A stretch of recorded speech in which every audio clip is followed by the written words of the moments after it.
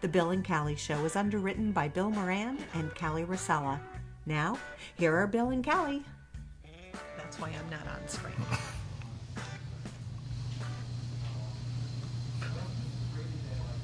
Good morning, everybody. Welcome to the Bill and Kelly Show, and we're here this morning with Timothy Ferguson of the Wildlife Expedition Exhibit. Welcome to the show, Tim. Good morning, and it's the Wildlife Educational Exhibit. Thank you for correcting me. No problem. And do you want to introduce your friend Yes, you brought along with you? I have a gentleman here that helps me quite a bit, Mr. Paul Zeroni. I'm full of bologna and made with macaroni. Oh, I like it. Now I'm hungry. Well, welcome to the show, and we're going to do some interesting discussion of your exhibit and how it came to be, and some of the educational outreach you do about wildlife in the area, and we're really looking forward to it. We're both, Kelly and myself, are wildlife enthusiasts, and we had quite a talk before the show. So why don't we begin with that? Why don't you tell us about, first of all, let's hear some about you and where you came from and how this became a passion for you. Well, I grew up in South Hammond. Lived there. My folks lived in the same house for about 55 years. Went to Gavitt, and went right after school, I went into the Army. I spent 14 years in the Army. Thank you very much. You're welcome. I was a air defense instructor and a medic while I was serving.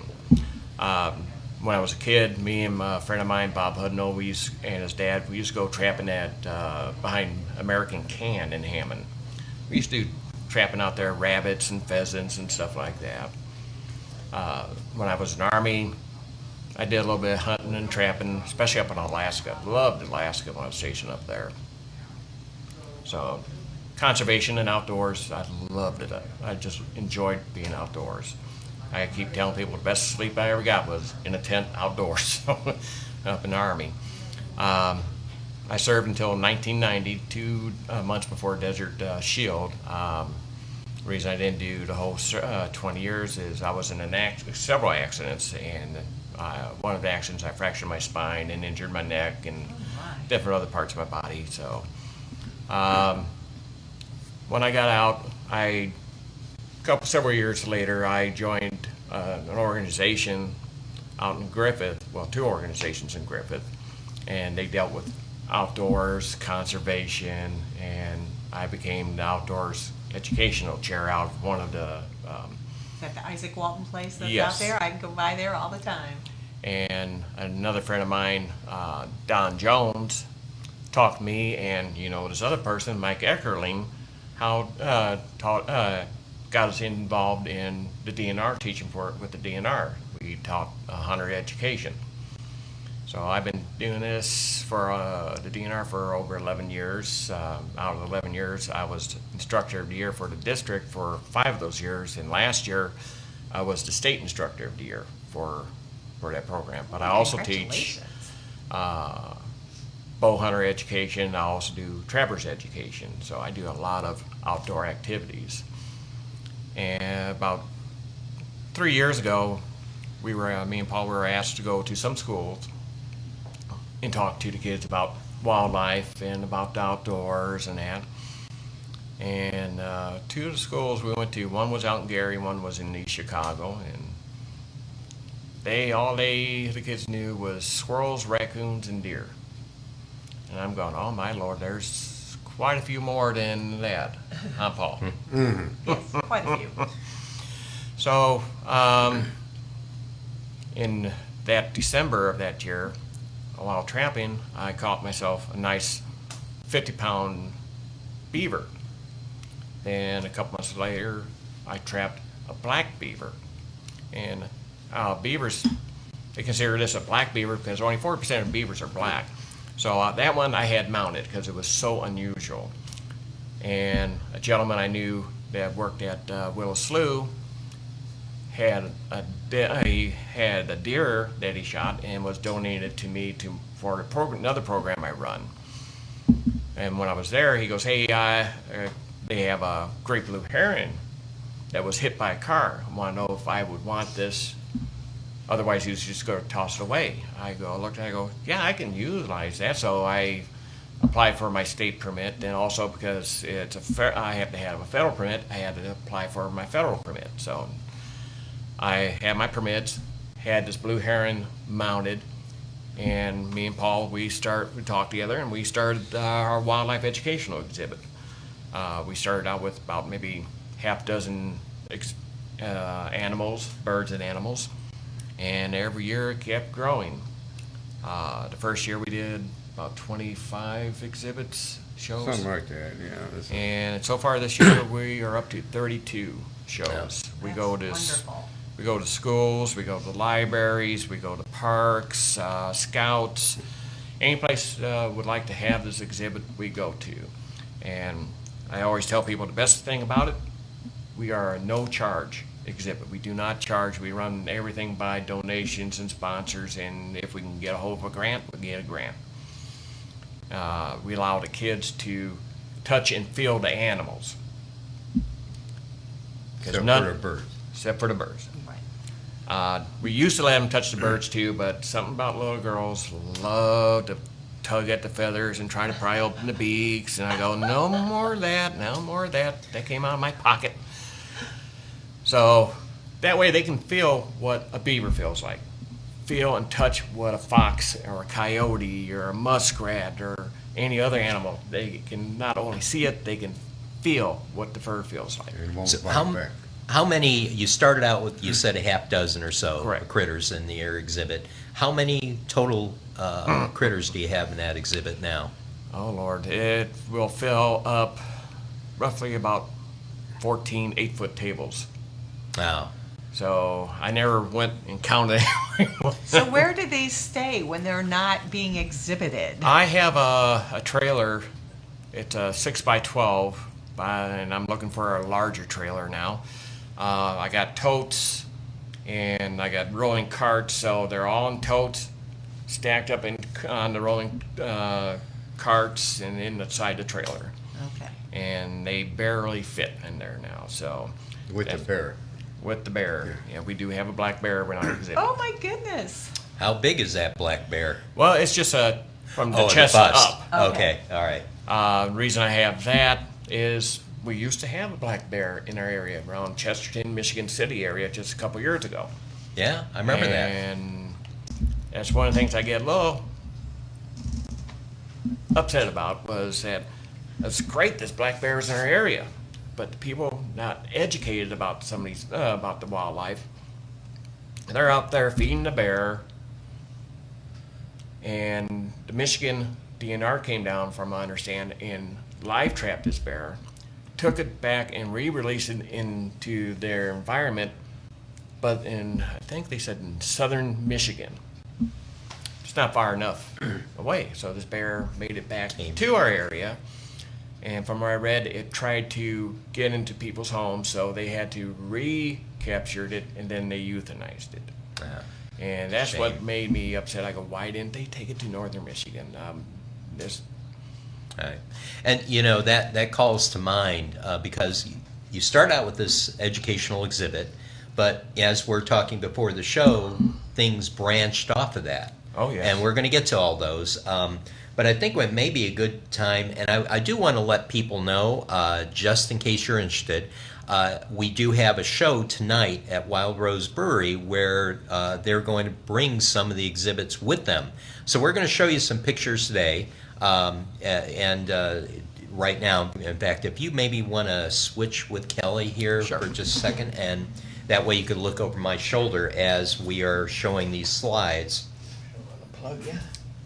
And Okay. so let's go through the slides, and if you could just tell folks out there what we're looking at. Okay, this was school out in Valparaiso. I think this is the Lighthouse Elementary.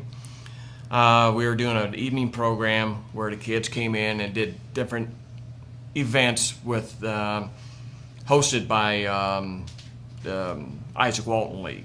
Okay. And- And just to interject, just because people are just they listen to us and watch us in various different forms. And so those of you who are listening, if you want to look along, if you have a Facebook account, go to the Bill and Kelly Show, do a search on Facebook, and we are broadcasting live via Facebook Live. So you can watch as we're going along here. The same tonight. If you want to view some of these exhibits, please like our Facebook page, and that way you can view along. Didn't mean to interrupt, No. but I just, because people are listening out there, yes. so well, this is Well, I one don't heck of see an anything. interesting radio show. I let me tune that dial. Really, I still don't see anything. All right, Vern, just go to our Facebook page. So, all right, so this is Well, the Isaac Walton League and this other group, they have about 6 shows a year. They go to different schools in Chesterton and Valparaiso area, and they asked me to bring my exhibit there to show the kids. and you can see there's a couple of birds, and let's see, what do we have here? Is that a beaver? No, let's see. That's otter? That is a freshwater otter. Okay. And then we have various different ducks and. There's a pheasant up there. Mm-hmm. There's a yellow, right on the top left side, that is an oriole. All right. Let's move on and see what else we have. Is this the same event? Yes, this is the same event, and you can see that's Rusty, our coyote. Yeah. We did, some of the kids named some of our exhibit, and we kind of like it, so we kept it, or sometimes we named them, so. Yeah, there's a coyote sitting on top of a table. It looks like he is actually looking off at the kids. Just so. Well, when we had him mounted, the taxidermist, which is American Natural Resources in Griffith, Ed Jr. asked me how we wanted it mounted. Wanted the mouth open or closed? I go, well, to be less scary, For the kids, yeah. let's go ahead and just leave the mouth shut, so they won't get afraid of this this exhibit. Yeah. Still scares them when I push it Push it toward forward. them. You guys don't want to scare kids, do you?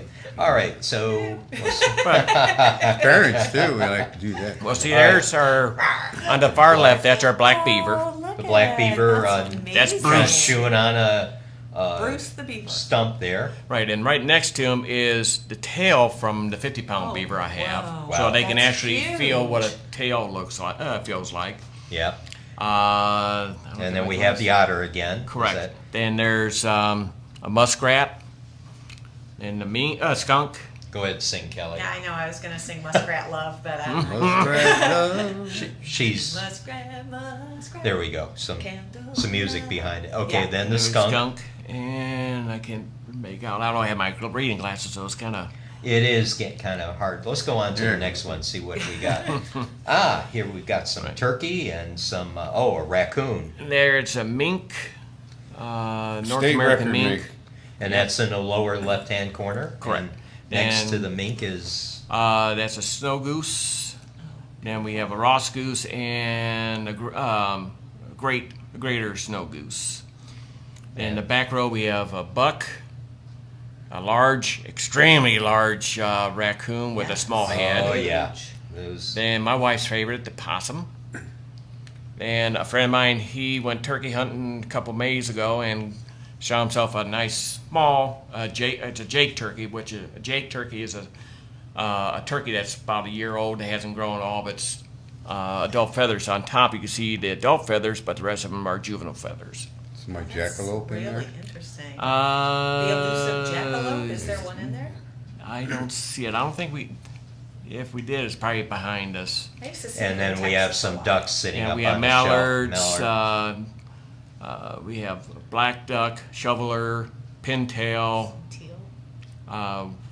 We have to get a new teal. The other teal was donated to us by somebody who had it in their attic for several years, and it just fell apart. So we're looking for more waterfowl to show. We need teals, we need canvasbacks.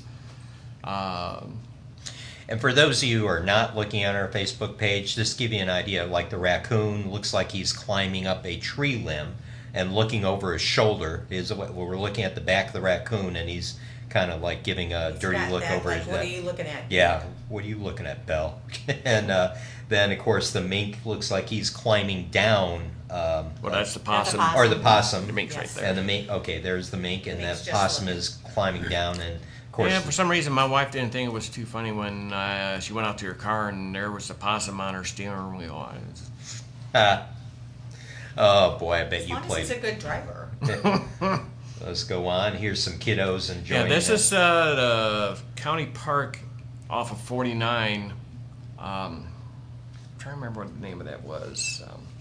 Something Hill Park.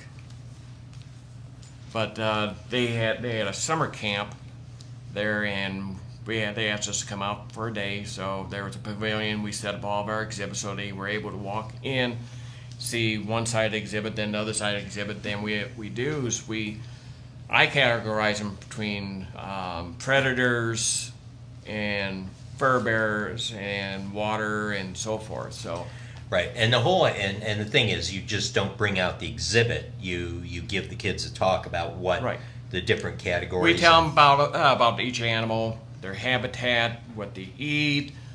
Also, we give them cautions on different animals. Let's say for coyotes, for instance, since a lot of people know what a coyote looks like, some people don't, and coyotes do intermix with domesticated dogs. So they might look like a German Shepherd, a weird-looking German Shepherd, but they're categorized as a wild animal because they're intermixed with a coyote. And we tell them, you've got to be very careful. If you don't know this dog, if it's a neighbor's dog, a friend's dog, or whatever, don't go by it. Don't go try to pet it. Just stay away from it because you don't know if it's a wild animal. Same thing with cats. A lot of people don't realize we do have bobcats in our area. They've been spotted out in Lowell, Dyer, Cherville, Griffith, Kingsbury, Valpo. They're all over the place. But to also make sure that they know what a bobcat looks like. We have a bobcat mount. We tell them what to look for on it, but also to stay away from it. Do not run from these animals, because if you run from an animal, I think it's playing. their Yeah. instinct will Bobcat come in will. and That's they no will catch chase you. that. Yeah. So wildlife safety is a major element of what you do. And Correct. Teaching these kids, and you also talk about the different areas of Northwest Indiana that these can be found. Correct. And- Like the beavers, where we hit mainly out of the Lower Calumet River, but they're found in Katy Ditch. They're found in Munster, Griffith. Munster and Griffith. We Highland, trapped all several out of this one little ditch right behind Lake County Fish and Game, right in by the Gary area. Do you have any Lake County politicians in your collection? No. Sometimes they're wild animals. Somebody had Dan Repay has one of our mounts. Yeah. Dan Now, Repay. we are apolitical on this show. Well, Dan Repay. Dan, we're sorry. No, Dan Repay he asked us the next time we get a huge beaver over 60 pounds, let him know. And from the end of November, we end up trapping a 69-pound beaver. Whoa. And so his office had it mounted. I ended up building a platform for it, so it's in his office so people can see what a 69-pound beaver looks like. And a gentleman that I know, I'm trying to remember what his Ryan, and I can't remember what his last name is. He traps a little bit east of us, and he trapped a 81-pound beaver Holy cow. like a couple weeks before that. That's huge. Then a year before, around Plymouth, I think it was. Yeah. It was a 98-pound beaver. Peoria, wasn't it? Wow. Plymouth. All right, let's go on to the next picture. And it looks like the same. It's the same area. camp. And so we see the coyote again. And So when they brought in different age groups, different kids. So it was a group of 10 to 15 kids at a time. So they all can enjoy and feel and get educated about the exhibit. Right. Another thing what we do, tell the kids, especially preschoolers and young elementary school kids, we tell them in the springtime you're going to come across babies. Baby birds, baby animals, baby deers. and what to do and what not to do if you come across these animals. I tell them, if you see a baby let's say, like what we were just talking about, the baby deer. Right. Yeah. If you see a baby all by itself, that doesn't mean mom and dad's not by. They're close by, they're watching, they're out getting foraging food for themselves too. Same thing with birds, baby ducks and that. Their mom and dad's out there getting food for themselves and to help feed the babies. So do not touch these animals. Do not handle them. Do not pick them up. Do not take them home and go, oh, I'm going to take care of them. No, leave them alone. They're wild animals. Leave them alone. Same thing with wounded animals. Wounded animals do the same thing. You don't touch them. If you find a wounded animal, I tell the kids, tell your teacher, tell your parent, tell an adult. They'll get a hold of either animal control, the DNR. There's other organizations out here. And all the different ones that are They- wonderful at rehabilitating. Exactly. They know how to handle these animals. Let's talk about the picture it's up now. Okay. This is primarily birds. it looks Right. like. This is at the Lake County Fair. The last year I had my animals, my fur animals there. This year I brought out my bird animals. So they And it were. was a wonderful exhibit, by the way, because I saw it. And Yeah. It was Yeah, we were so there. cool. Yeah, this is before we contacted you. Yeah. So we brought. Yeah, ignore that. Just go ahead and talk. They're able to. People are able to see what the different birds that's in our area, from waterfowl to upland birds. We have our ducks out there. We have that turkey out there. The only one, we had a sandhill crane out there. Our blue heron was in for repairs. So Are these mourning doves? those are It looks like mourning doves. what's those game birds? The small game Like a quail? quail. Okay. Quail. I can't think. Dan quail. Dan quail. There you And go. quail, there you go. But can All they right. spell potato? Potato. All right, here's some more birds. And Right. was this at the Lake County There's Fair also as well? Lake County Fair. Most of my exhibit was on the right-hand side. Then my left-hand side was the hawks and owls. I do have a great horned owl, but that one was also in for repair. They again shipping them around and all that. They do Right. tend Oh, to sure. wear and that. So American Natural Resources, they're taking care of our birds and our animals, doing any repairs. Now this picture here that we're seeing is from the Griffith YMCA.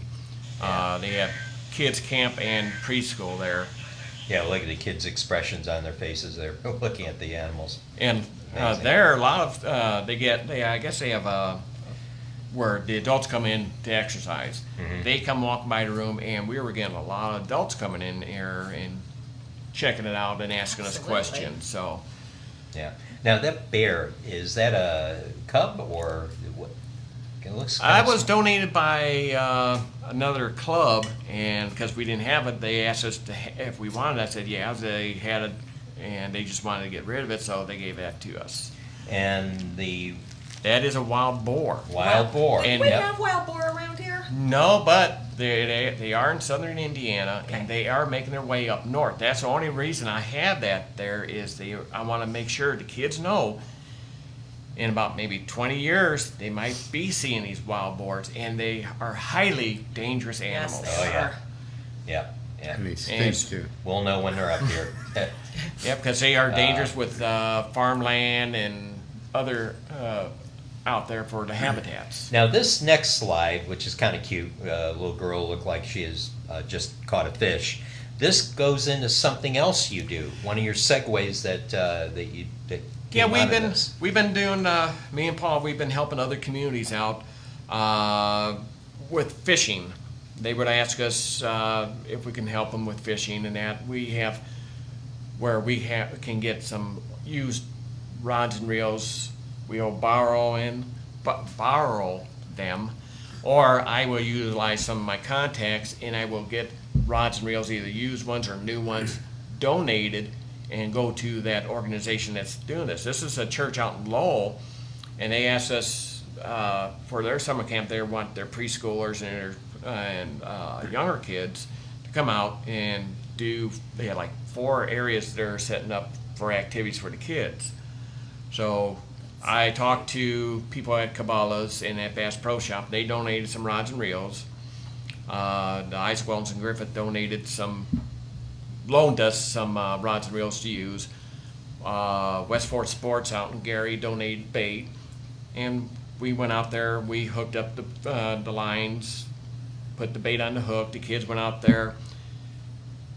The funny thing was the kids, when they got there, they didn't do the other 3 activities. They came right to the pond.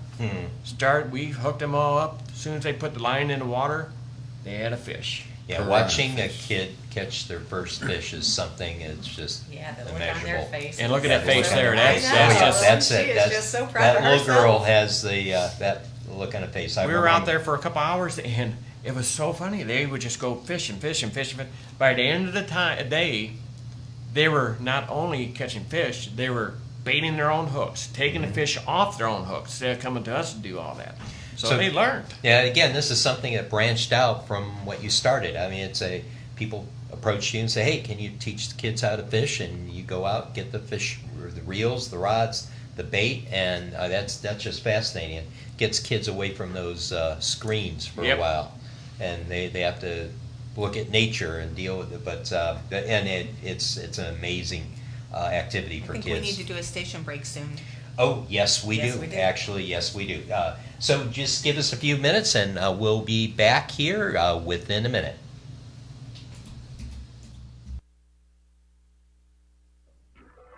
You are listening to the Bill and Callie Show on WVLP LP 103.1 FM and streaming live at WVLP.org or on your TuneIn app. We are broadcasting live from the historic 1 Center Street building in beautiful Valparaiso, Indiana. The Bill and Callie Show is underwritten by Bill Moran and Callie Rosala. Now, here are your hosts, Bill and Callie. I have a friend of mine, an Army buddy of mine, lives down around Houston. Well, welcome back, and in fact, let's take a little break from the slides for just a bit, and we're going to ask him to explain his hat.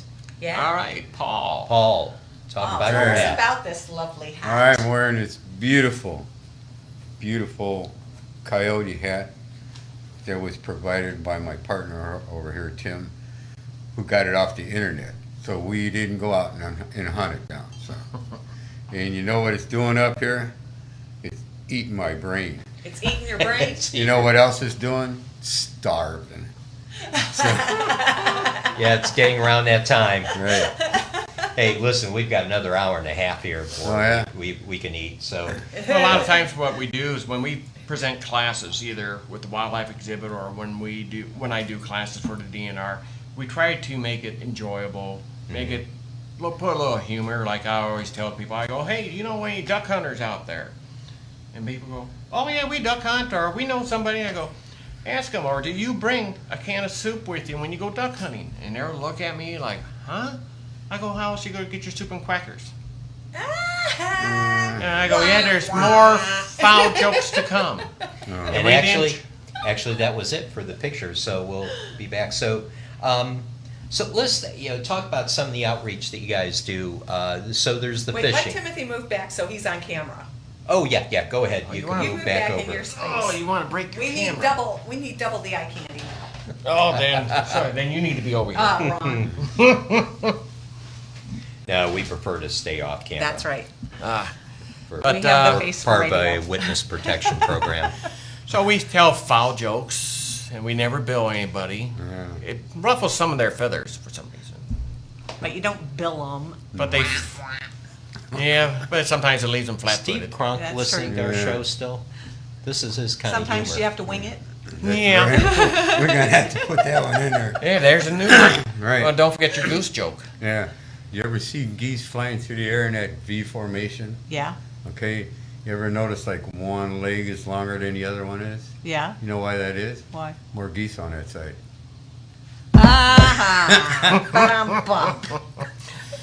But we enjoy what we do. We really thoroughly enjoy doing what we do, and that's like 99% of the job of anything you do is you enjoy what you do. And we both, I couldn't ask for a better person to help me than Paul. He's helped me. We're also nuisance trappers. He's on my license, so we go out there and help people, and he comes out and he helps me quite a bit. I couldn't do this exhibit without Paul's help. Paul, Paul's- how did you get involved in this? How did you two meet? We met at a mutual club. club that we belong to, and one day he comes, hey, you want to go beaver trapping? I go, there's no beavers around here. He says, oh yeah. He takes me out to Little Calumet River, and I'm going, there's beavers all over the place. He shows me the sticks that they chew on, and the holes that they hide in, and stuff like that. So we started going out every day, he keeps calling me, you're gonna go out today. Oh, every 24 hours I gotta go out and check the traps. So that's what we do. And I'm 71 years old, and that's where I get all my exercise from, is tromping around in the woods and stuff. And my philosophy is don't stay stagnant. Always keep moving. That is 'Cause correct. That's if an you- excellent philosophy. That's right. He's 71, I'm 60. So we're not no young pups here. Wait, did you graduate in 76? Yep. I'm a Highland 76 grad.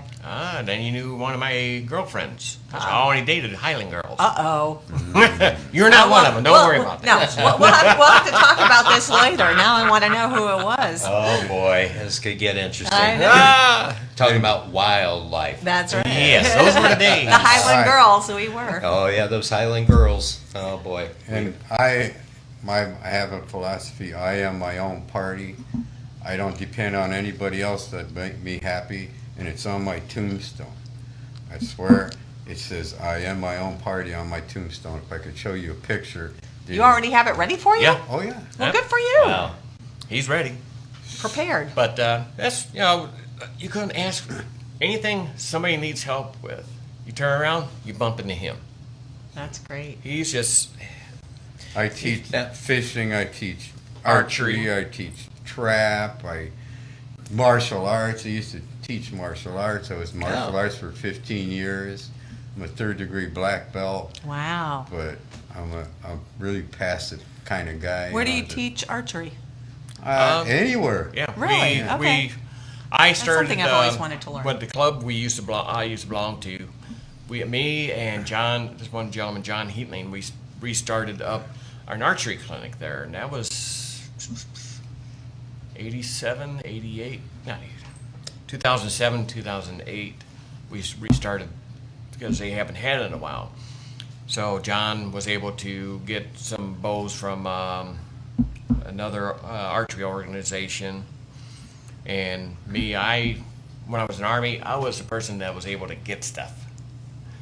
I was like, The scrounge. yep, I scrounged You everything. procure got- whatever they needed. Yeah, exactly. I was a good one there. Good. So I was able to get bales of straw, and I was able to get other material. I was able to get stuff donated and so forth, and I enjoyed doing that. To me, that was my hunting. Yeah, there you go. And I'm involved with this other person who's probably on your show before. I don't drop names. Keith Helper. He was here already, and he has a Mack Wagon mobile archery clinic. Oh, cool. And we go to different places and we teach archery. You know, little kids, the littlest one we had was like 3 years old, and all the way up to adults. So anybody wants to learn archery, we teach them. So, It's like right now there's a program out there called NASP, yeah. National Archery in School Program. I am a coach for NASP. Indiana has roughly around 350 schools involved with NASP. How many does Northwest Indiana have? Probably 0 now. Exactly, none. I've been trying for the past 8-9 years trying to get NASP in some of these schools. That program is so excellent for the kids. My favorite thing in PE when I went to Highland High School was we did a little segment on archery, and that was probably my favorite thing of all. And if you went away to camp, I mean, that's one of the things you did. That's Oh, right. Man. And I go to every March. If you're able to, go to the state tournament down in Indianapolis State Fairgrounds. They used to have it at Ball State, but they ran out of room. They had 800 kids for this one day tournament, state tournament. They moved it to the state fairgrounds. last March, I think they had like 2,600 kids for one Wow, day. that's great. And to go in there and watch it, I told Paul, I go, Paul, you got to go with me this time. They asked me to bring our exhibit there, so we brought part of our exhibit there. Paul, he was amazed at what they have out there. The kids go out there and watch them shoot. They'll be talking and cheering, and I mean, loud, always. You hear a whistle blow, dead silence. Another whistle blow, they start shooting, and it sounds like you're in a popcorn bag. All you hear is all around you. They have like 118 targets out there. Now, one of the things that you also do when you take kids out and you take groups of kids out into either a forest preserve or one of our parks, beautiful parks that we have in the area, you also teach them a bit of responsibility, Yes. conservation. We teach them about you treat the outdoors with respect. Animals, nature, everything. You go out there, when you come back, you leave it better than what you went out there. If you see a candy bar wrapper on the ground, you see a can on the ground, pick it up. It doesn't take that much energy to do that. When I used to go out hunting and trapping, and well, still trapping, if I just go out there walking around, I usually come back with a whole lot more than I did when I went in. We pick up shot shells, or we pick up beer cans and other things.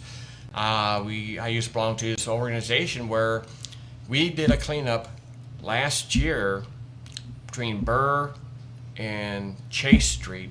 We picked up between 700 to 800 tires, mainly truck tires. We picked up 4.5 large dumpsters of trash. Oh, so sad. So NIPSCO was involved in it. Lower Calumet River Basin, Dan Repay's office was involved in it.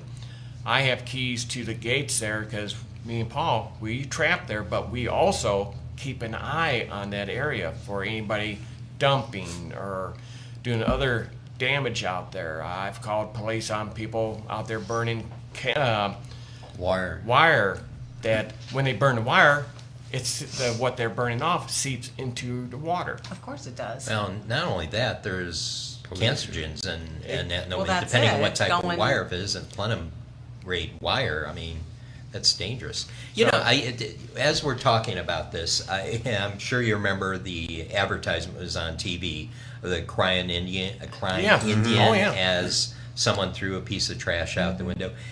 It seems to me we've gotten away from that awareness. That it seemed for a while we were careful about what we threw out, what we recycled. Hootie, give a hoot, don't pollute. Yeah, and now it seems like we're back to not caring, because we go to these.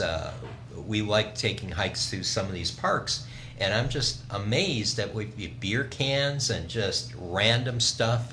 Water bottles, Wendy's constant. wrappers, McDonald's wrappers, just randomly thrown. And then the thing that really makes me cry, within about 50 feet, there's a trash can. Yep. And it's like, what, Well, it's right after that cleanup, they left one dumpster out there, the tire dumpster. They haven't picked it up. The very next day after the cleanup, it was an apartment complex? Uh-huh. They cleaned out a couple places and dumped the stuff next to the dumpster. And just dumped it. Because it was easier to just dump it than to actually lift the lid and dump it in there. Well, no, it's an open dumpster. Oh, It was even worse. The dumpster was about like maybe 10 foot I don't high. care. Throw. Yeah, they just left Pretend you're practicing huge piles of basketball. garbage out there. What I hate is driving down the street and see somebody throw something out the window. Like this morning, I'm driving down the road and I see this plastic bag come floating out Yeah. somebody's window, and I go, "Come on, throw it." But it goes the down floor to in my truck is full of wrappers. Exactly. Because I throw them on the floor, so when I get home, I take them, I Put it throw them in the garbage can. And the thing is, you can't unteach stuff from adults.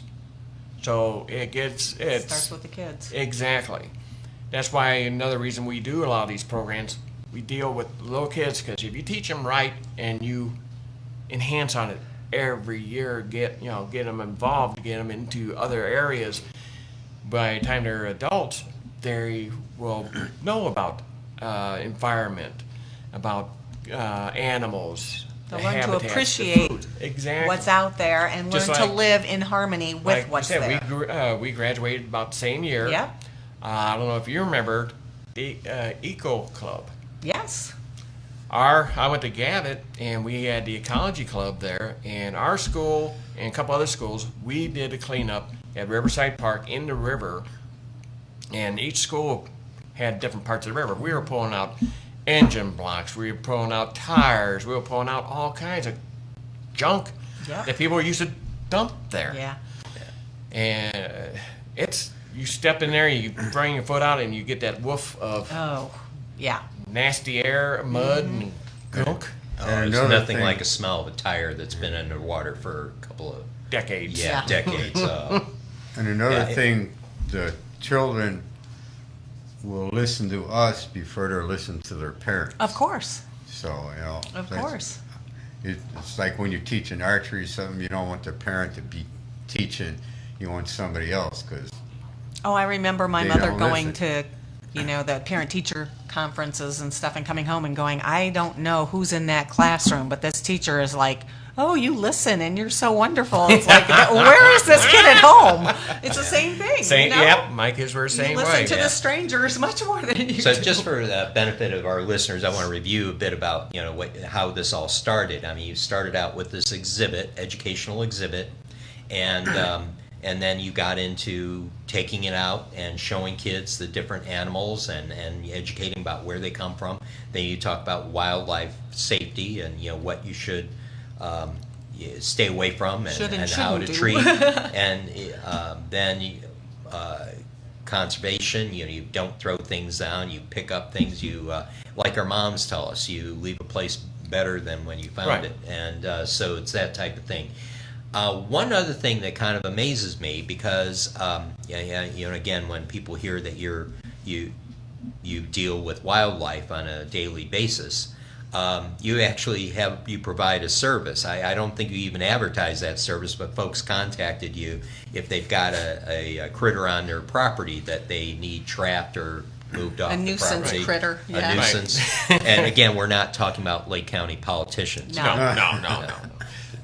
Well, me and Paul, we're a licensed nuisance trapper. You have to go through a testing and take a test for the state, and Paul's on my license as a helper. And we get calls from certain some area people. They have problems with raccoons or this problem or that problem. Last June, I ended up trapping 11 skunks that had made a home under people's sheds, and there's companies out there that will do this and they charge, which that's their business. Right. There's one lady, she called me, she goes, I can't pay this amount, can you help me out? I said, I'll see what I can do. Let me look back there, and sure enough, underneath the shed, you can see where these skunks were burrowing underneath their shed and living. And you can smell it. And so I go, okay, well, What she it told me smell how like? much, pardon? what did it smell like? Your furry hat. On a hot summer day. Yeah. So I go, okay, well, I'll see what I can do. And I'll put out 3 traps out there. And she goes, how do you prevent from getting sprayed? I go, well, you put tarp around it and you'd wrap it down. I put the bait in there, and they love cat food. So we put some cat food in there. Next day, there's a mama skunk in there. Yeah, tell them how you find out there's a mama skunk in there with your little mirror. Yep, I got a mirror. I had to go through this one continuing education program, and they gave us little products, and they gave me a mirror. I went, hand the mirror right down there. I go, okay, there's a skunk. So I'm not sticking my face down there. So took it out, released it in this one little area I know of. Next day, had a baby. Next day, had another baby. Next day, had another baby. And I released it the same area. I released all of them. 7 skunks out at one place. Wow.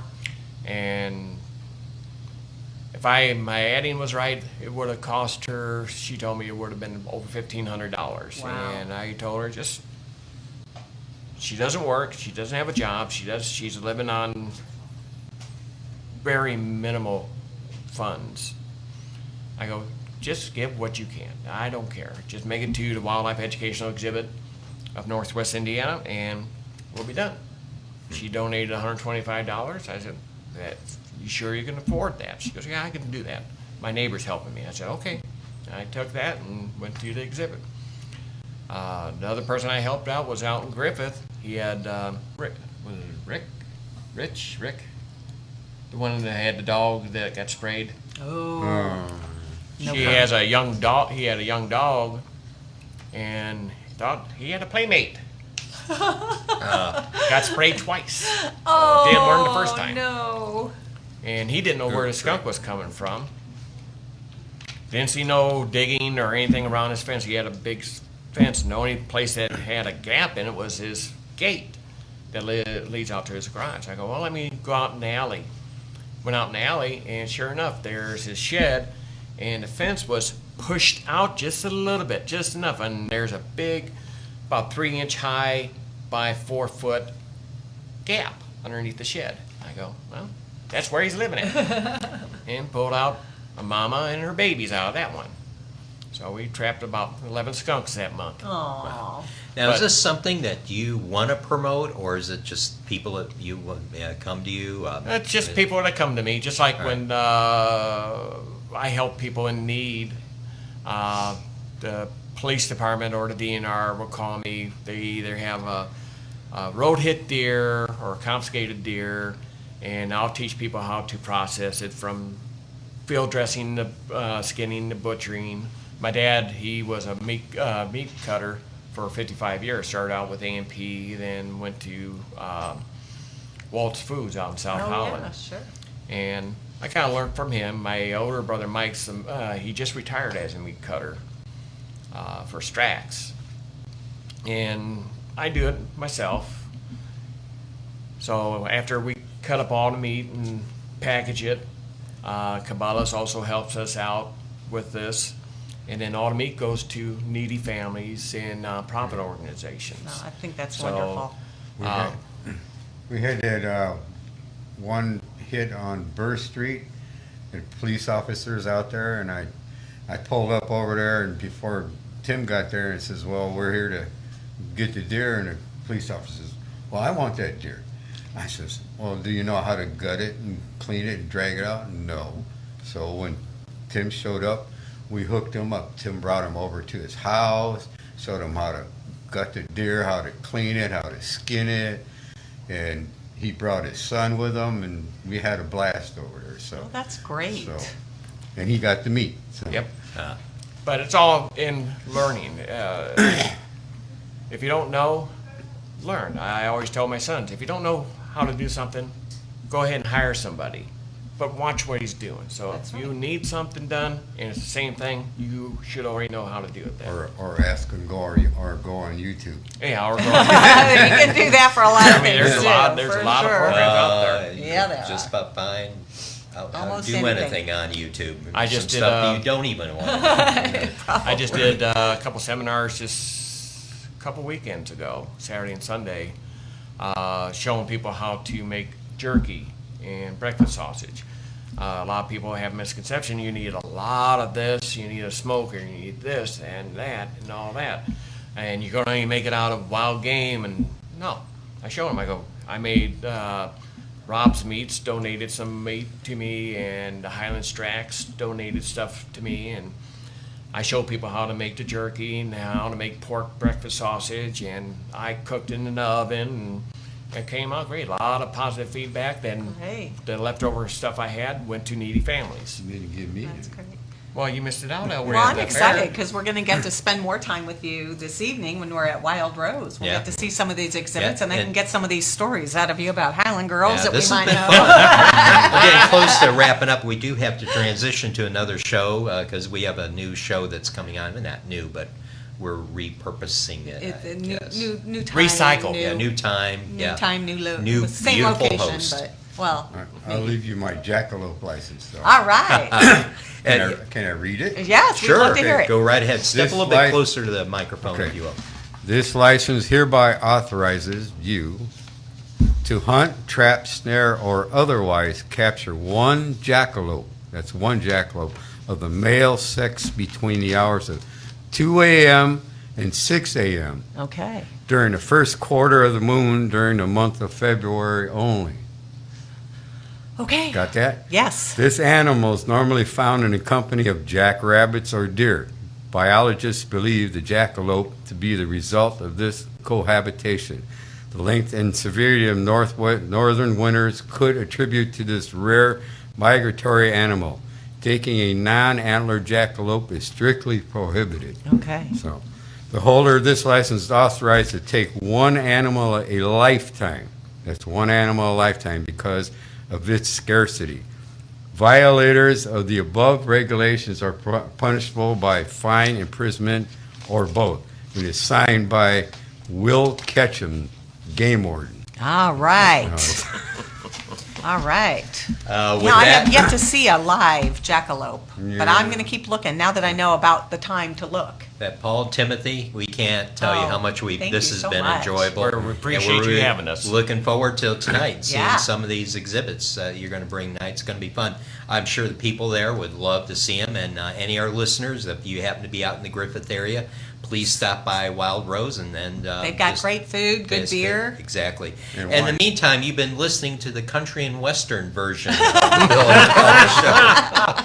Because that really, where else would you find a hat like that? really? That's right. That's right. Seriously. With love that, On the internet. as always, we wish you all out there a safe rest of the week, and yeah, you're going to need it because we're going to about to get some storms rolling through here. Today we are looking at high possibility of rain and possibility of rain tomorrow. So hold on, folks. It's going to get better towards the weekend. So with that, we wish you all a safe rest of the week and a safe and happy weekend. Thanks, Goodbye. everybody. Bye. Bye-bye. Bye. Drink Pepsi. That's right. You have been listening to The Bill and Callie Show on WVLP LP 103.1 FM and streaming live at WVLP.org or on your TuneIn app. Broadcast live from the historic 1 Center Street building in beautiful Valparaiso, Indiana. The Bill and Callie Show is underwritten by Bill Moran and Callie Rosala. This show will be rebroadcast on Saturday at 6 p.m. on WVLP. The Bill and Callie Show podcast is available on iTunes and YouTube. Have a wonderful week. Bye for now.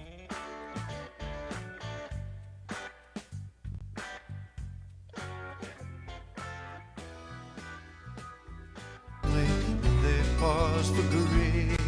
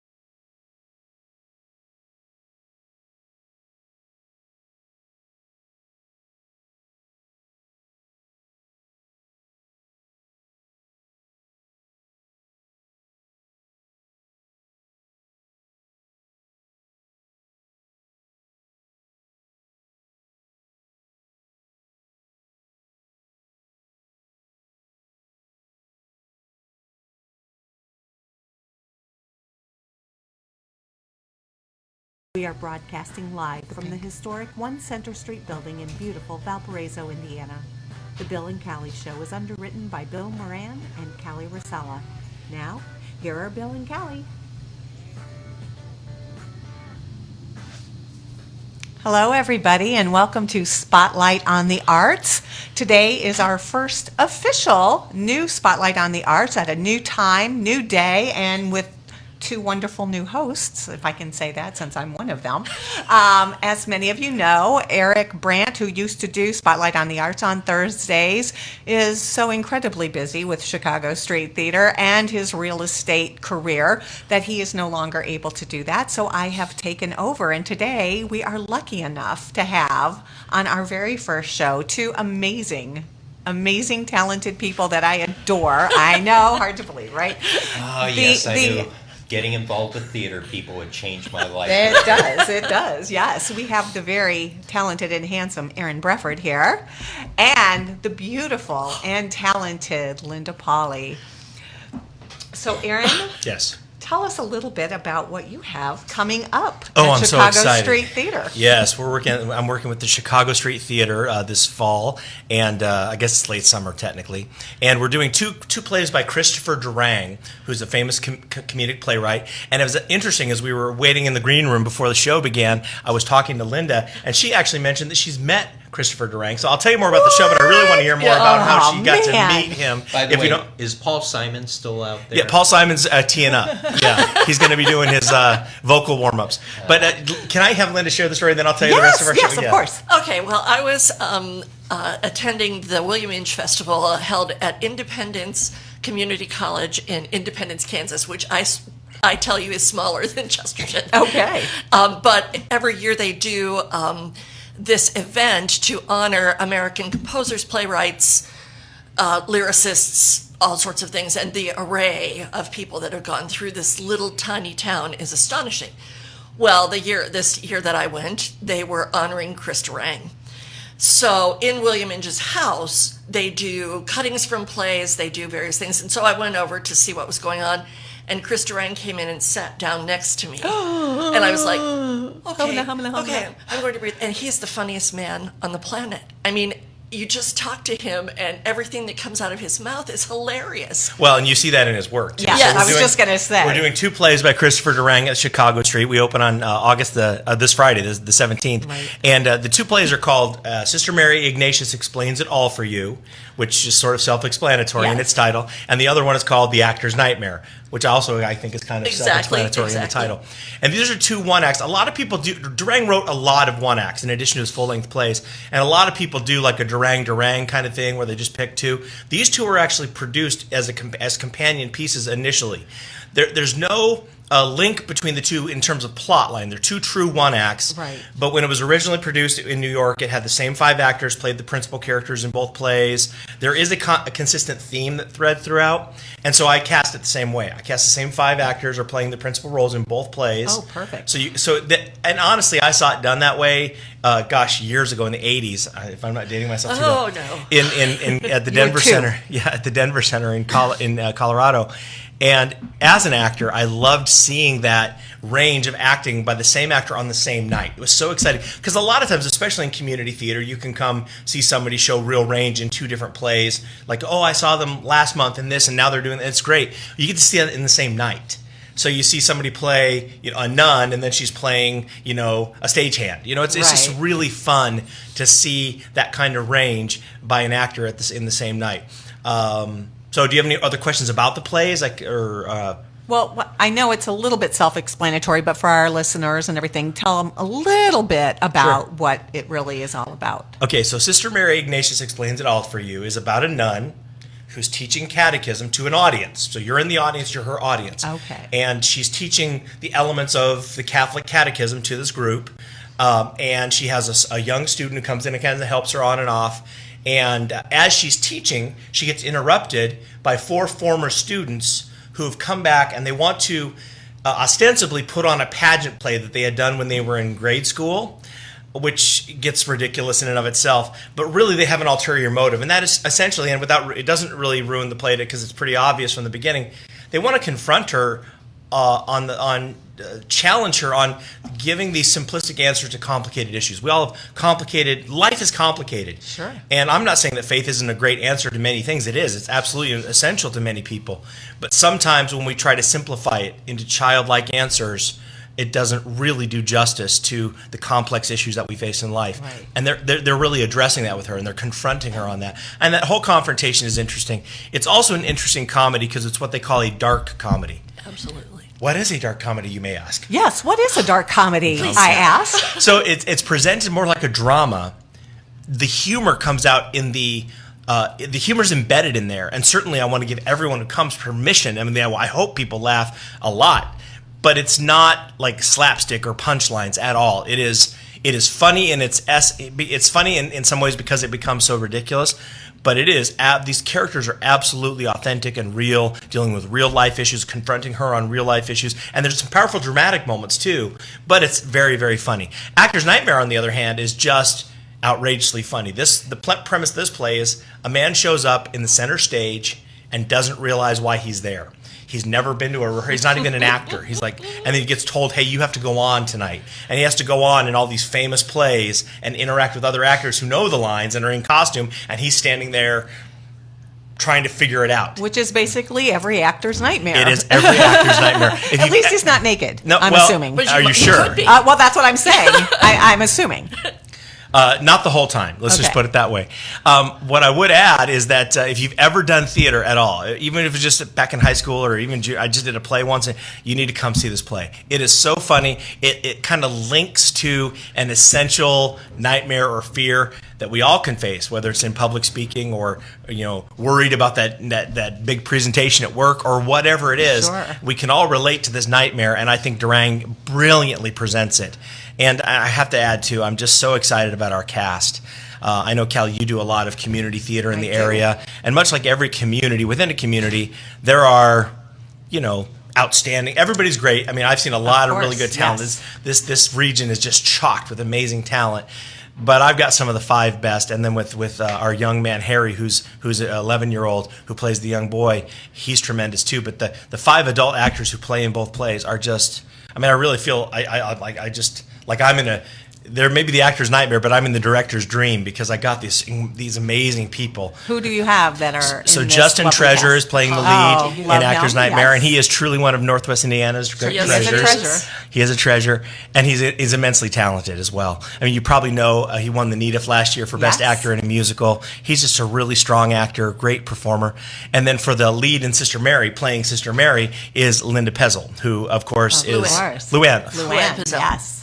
That's okay. You're sitting next to Linda. It's easy. Oh, that's why. That's I'm like, it. where the heck? I know who Luann is, and I know her name, and we talk Yes. every day. And I was trying to figure out where I came up with Linda, but was, thank it you. was Could right be next the to you. actor's nightmare for me. It's my radio nightmare.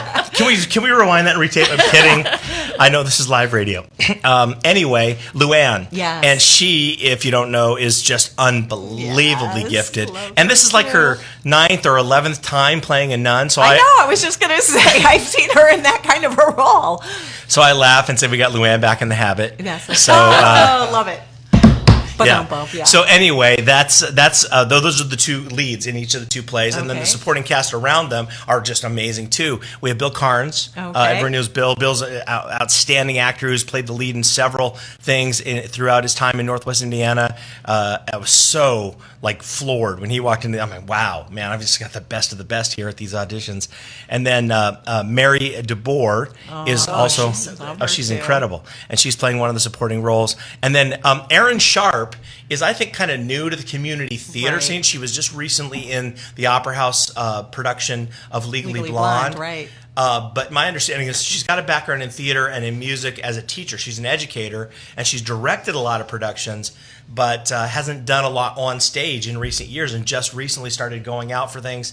She did the Legally Blonde, and then she came to our auditions, and she just knocked my socks off. And she is outrageous in this show. She's just so funny and so talented and has incredible stage presence. So I'm so excited about the cast. And again, our young man, who's Harry, is playing Thomas, who's the student in Sister Mary's School, and he is just incredibly talented. He went through the Chicago Street Theater's education program.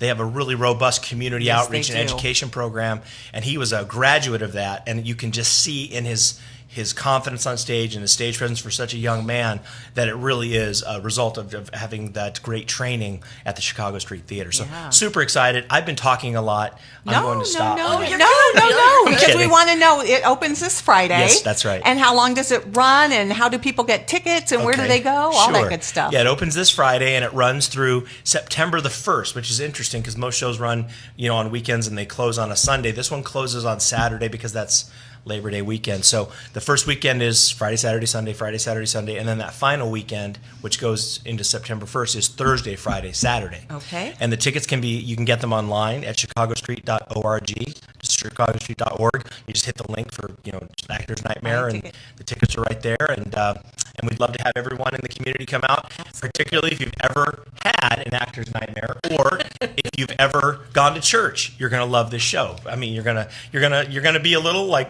mortified at moments in Sister Mary, but I think mortified. Doing well. No, I'm No, not. he's doing fine. I should not have had that cup of coffee before I started. There is a nun in this. There is play. a nun. Yeah, there's a in nun. one of I'm them. scared already. Yeah. Yeah, right. And she's a very severe nun and a very loving, but she's very They're all she's, severe. she's very compassionate and sympathetic, but at the same time very severe, as nuns can often be, or at least Of the course. stereotype. So Is there a ruler involved? Does she carry one of those? she's a clicker. Oh, okay. All right. I don't have it with me. I should not try to imitate it, but yeah, she has one of those. And then this will be performed at the Chicago Street Theater, That's which right. is at 154 West Chicago Street, right here in Valparaiso, Indiana. Valparaiso. Do you know how much tickets are? I think they range from 17 to like 22, depending on your age and Right. AARP status and all that stuff. Oh, okay. Sounds good. Oh, we're excited. Yeah, it's going to be Now, great. I want to know, because you have an acting family. Yes. I mean, your wife and your daughter Yes. are both amazing, and I've seen them in many that's things. nice. But Thank you. how did you go about finding this show or deciding you wanted to do this? Yeah, so it's interesting actually, and I'll tell the whole story because we have time. Yes, we do. So I was originally approached last year by a couple of the last year's board members of Chicago Street. Would I be interested in directing something there? And I said, yeah, that'd be great. I said, but based on the demands of my work schedule and things, I'd rather do a play than a musical. I just had done a musical last year, and so everybody was like, yeah, you want to come to a musical? And I'm like, I just don't have the time because of the demands of my job. So I said, I could do a play. And I had originally, we tried to get the rights to Two Gentlemen of Lebowski, which is actually the movie The Big Lebowski written in Shakespearean language. Oh, my gosh. The thing is, it's not I'm in owned. love. I know. The thing is, it's not owned by any regular publisher. And the guy who wrote it, literally in the back, you can buy it on Amazon. The book in the back, he says, I don't own the rights to this, and if you want, you write this law firm in New York. Well, they never responded. We actually had an attorney approach them, and they never even responded to an attorney. So we weren't going to try and risk it. Oh, of course, we're never going to risk trying to do something without the rights. So, but they said, well, listen, I know that was the show you wanted to do if you could get the rights. You can't. Is there anything else on your mind? And I had directed Actor's Nightmare years ago at a professional theater down in Cincinnati, but I didn't do it as a companion. And I always wanted to because that's how I first saw it. So I pitched that to them, and they said, hey, that'd be great. So that's kind of how it all came to pass. Great. So you'd already seen the show. You were familiar with it and just knew how awesome it was going to be. Yeah, I saw it. I saw it when I was like in high school, and it just blew my mind. Again, the things I loved about it were, first of all, it's poignant. Like, it makes you think. It makes you laugh. Like, I laughed so hard at rehearsal, and then I almost injured myself. And it makes you think. Like, it really addresses, I think, core fundamental issues. So, like, Right. Sister Mary addresses this core fundamental issue of, what is the place for, where does faith provide the answers, and where is it could fall short, and is it okay to even ask those questions? Right? It addresses those things, so it makes you think, but it makes you laugh. And Actor's Nightmare is just one that I think we've all experienced, Exactly. right? So it was outrageous. Like you said, even if you're a high school kid who has to give a speech or you're doing a PowerPoint in college, I mean, it's all that same public speaking and being in front of an audience kind That of a angst, fear. yes. Were any parochial students endangered during the rehearsal? No parochial students were actually injured. You can tell that somebody went to Catholic school. probably. Exactly. This is just bringing back some really harsh Well, you thoughts. got to come see the play because I think you'll really, really appreciate it. If you pay for my counseling, I'll come see you. Well, Well, I think the play itself is therapeutic. There you Of course, go. he did write the play Beyond Therapy too, right? So you never know. Yes, But yeah. But anyway, and then and the other element that I was so attracted to that stuck with me all these years was what I shared earlier. Was seeing the same 5 actors play 2 separate roles, Right. 2 distinct roles. I mean, they're not similar. I mean, you get to see an actor really show some range Some chops. in the same night, which I think is just so fun. And again, it stuck with me. So I'm like, well, I want to do a play that will stick with people, Right. and will make them laugh. So I think Good. this fits the bill. Oh, I'm really excited. Now, is there anything else coming up for you after this? Is something that you're thinking about doing? Or Yeah, is there's a there- project I can't announce yet, Okay. because we haven't solidified the rights.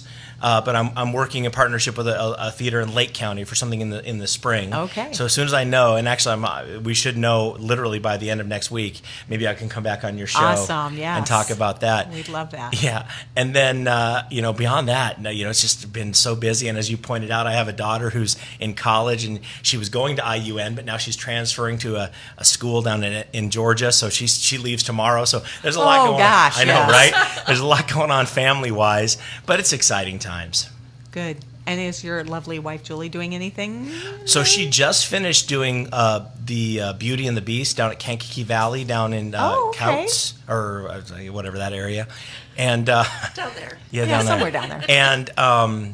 And she's actually done all the costumes and props for this play for Sister Oh, Mary. okay, wonderful. And she's So it's a family thing. well, she's just so, I don't know. She just gets stuff done. Yes, she Like I does. said to her, hey, here's what I'm thinking, and she's like, okay. And the next thing I know, I show up, and everybody else. It's like my socks at home. Like I will go and get my last pair of socks, and I'll leave for work, and I'll come home, and the sock drawer is completely full. And I just thought it was magic until I realized. And I'm not saying that's not misogynistic at all. It's just gratitude. Like she washes my socks, and I'm like, wow, where did that? How come they're all clean? Yeah. It's like what happened with the costumes in this play. I just showed up, and everybody had a costume, and I'm like, wow, that's amazing.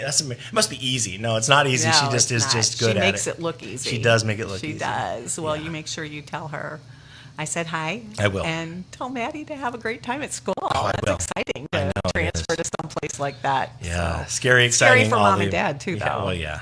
Well, she'll be far away. I'm still in mourning. I'm still in denial, actually. But tomorrow when she drives away, then Time it'll to be. fly. Yeah. I know, right? Time to fly. It's That's got to right, happen, they do. but it doesn't make it any Do easier. that. Yeah, no, it doesn't. Of course not. Yeah.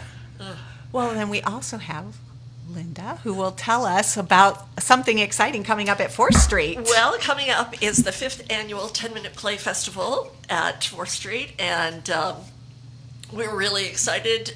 We have 10 plays that we're putting on, 10-minute plays. This year was quite the effort to get the plays selected because, okay, I'll give you a little history. Yes. Okay, when we started this, my brother and 2 of his playwright friends donated each 2 plays to get us started. So we used to call this the 6x10. So we started out with that. Then the next year we opened it up for submissions and we had 30. I was excited. The next year we had 51. I was more excited. The next year we had 94. And I thought, yes, this is great. It grows every year. This year we had 400 submissions of plays Quickety from schwickety. 35 That's crazy. states and 7 countries. Wow. And so my readers all just, were like, what have you got us into? Yes. Because, of course, they have to read them all, which is, and then we have to select the 10. So it was quite the project. How So many people are on this play reading committee? 8. 8 people had to Yes. read all So that. they Oh had- my yeah, gosh. so it was. We're going to reevaluate our procedure for next year, and we've decided that we're going to select. We'll take the first 100 plays that are submitted, and then close it off, and then go from there. And so we'll. I can't even imagine Oh, reading they that many couldn't plays and then either. picking out of all those. Yeah, just a it's few. not. It's not an easy. It's not an easy thing for them to do. And bless Yes. them, because I don't read them. Since they all come to me, I know who wrote them, so I don't Right. read them or comment on them in any way. So that it's whatever they choose is up to them. Okay. So so we have a really interesting mix. We have drama, dramedy, and comedy. So of the 10 plays, and so they're almost evenly split. with 5 dramas and 5 comedies, and a little fudging in the middle there. That we have some comedy and, Sure. and a drama, and we have the directors this year. Some are experienced, some this is the first time for them ever to direct, which is part of what this is about. Right. Giving people an opportunity to try something that's only 10 minutes. Right. Instead You of know, like a instead of 3-hour like a full- musical or something. Exactly. And it's also the same thing for people who want to act. We have a number of really great experienced people, but we also have people who have never done it before. So, That's wonderful. It gives them an opportunity. Are they all going to be, like the casts for these plays? No. But it's a chance for And them. everybody starts somewhere. Exactly. Well, It's- and isn't that what community theater That's is? what I Community- think. That puts Exactly. the C in community in my mind is drawing in people that haven't necessarily done as much, and this is the great stepping stone. That's right. fantastic. And so they don't have to memorize, 9,000 lines. And it's the plays are designed to be small cast, minimal sets. They have to come up with their own costumes, and there's no budget for them. And they rehearse the majority of the time not at the theater. They are in backyards and libraries and wherever to learn what they're doing. And then this year I set aside a week, and they all came in, all of the plays came in during this week to get on the stage and find out what it's like Right. before Tech Week. Sure. Used to be they had to wait till Tech Week to come in, but Well, and I was going to add, our lead in Sister Mary, Luann, is Oh, a yeah. glutton for punishment because she's actually directing. she's directing. Oh my What- goodness. What makes that funny is Luann told me a great story because, of course, I got her every Monday through Thursday, so she's having all of her rehearsals, Friday, Saturday, Sunday, and she's like, yeah, and every time I invite the cast to my house, they expect me to feed them. So, and I'm sure she set that up. She set herself up by feeding them the first few times. But That's right. She said now they want to schedule it for noon. So Exactly. So you get out, yeah. Exactly. And she is a scream. I mean, Oh. and she is directing a play that coincidentally my brother wrote, and it's called Two Broody Hens, and the characters are chickens. Oh, lovely. And so it's very funny, and she's doing a great job. Shall I tell you about the other plays? Yes, we would love to hear about Okay. them. Well, there's a play that's called Let Me Win, which is being directed by Donna Rowland. And this play is about the Special Olympics, which is close to the hearts of a lot of us in this Absolutely. area. And it deals with a young woman who is absolutely convinced that this year she will win a state medal in the Special Olympics. It is all riding on her older sister being there as part of her cheering section, and she's going to do it for her. Oh my gosh, I got chills just you telling that story. Yeah, and so, but an event has happened in that her mother has passed away, and so things may not turn out the way she wanted them to. And the young woman who is playing the girl is Ellie Bazat. I don't know if you know her, but she is amazing. She is absolutely amazing as this young girl, and her whole attitude is just brilliantly done. So it's a lovely play, and Nice. I was thrilled with this. On the other hand, on the totally opposite end of the spectrum, we have a play that's called Personal Demons that is being directed by George Mazinkowski, and this is a demon, and a female demon who has been torturing Aren't they all? a young guy, exactly, who has been thanks. torturing a young man for a year. But it is a classic breakup story. Time for her to move on. He doesn't want her to move on, and so it's just it has the possibility of being fairly offensive in places, but oh well, Yeah, that's what it is. There's a lot that's really funny in it, so I hope that people will appreciate that.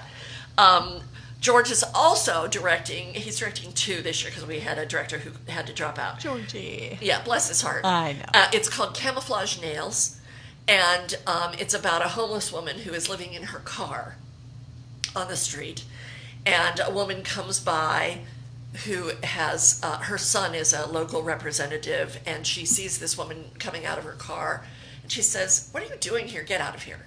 There's going to be a parade. My son is a part of this."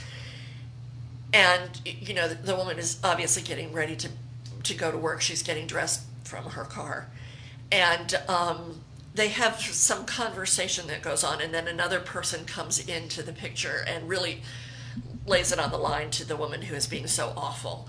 But there's a twist. There's a twist in it that I won't give away, but it's really well done. Really, really well done. And Jill Ritchie plays the homeless woman who was the mother of Mary Fagan in Parade, and she's really wonderful. We have another play that's called All the Decorations, being directed by Tom Knierzer, who this is his first directing opportunity. Good. And it's being played by Brian and Andrea Brophy, who are, married so couple and it's lovely. Brian's not new to the stage, but Andrea is. So this is an opportunity for them, and it's she's a romance novelist, and is trying to get her husband to say what he thinks is romantic. He's so not into it, and so it's very funny, and it's really That cleverly sounds great. done. Yeah. We have one that's called Being Ferried, and that is being directed by my brain. Peggy Glennie. Oh, okay. Peggy Glennie. How is could you direct- forget Peggy? It's just my brain is She's fried. unforgettable. She is unforgettable. And these women, there are two women on the Staten Island ferry going into New York City to buy a wedding outfit for the mother, Okay. because they don't want her to be wearing a plaid jumpsuit to the wedding. And so Linda Lamont plays the mother, and she's just wonderful. And Kristen Duncan is playing the daughter. Oh, okay. And Kristen was one of our playwrights from last year. Yes, I remember that. And so they're talking about the mother, of course, as mothers do, is trying to marry off the daughter. And suddenly, out of nowhere, this guy appears, played by Tyler Mills, who was in Legally Blonde, who was the lead in Parade, who was doing all these things. And he is like the perfect guy. He's a doctor. He wants to have kids. He's doing it. So it's all about trying to connect these people together. It's very, very clever. And I don't want to take your thunder, but talk about range. This guy, this actor, Tyler Mills, he's unbelievable, the range he shows. Yeah. Like I saw him in Parade. the Parade, and I was like, oh wow, this guy's incredible. And then I go see Legally Blonde.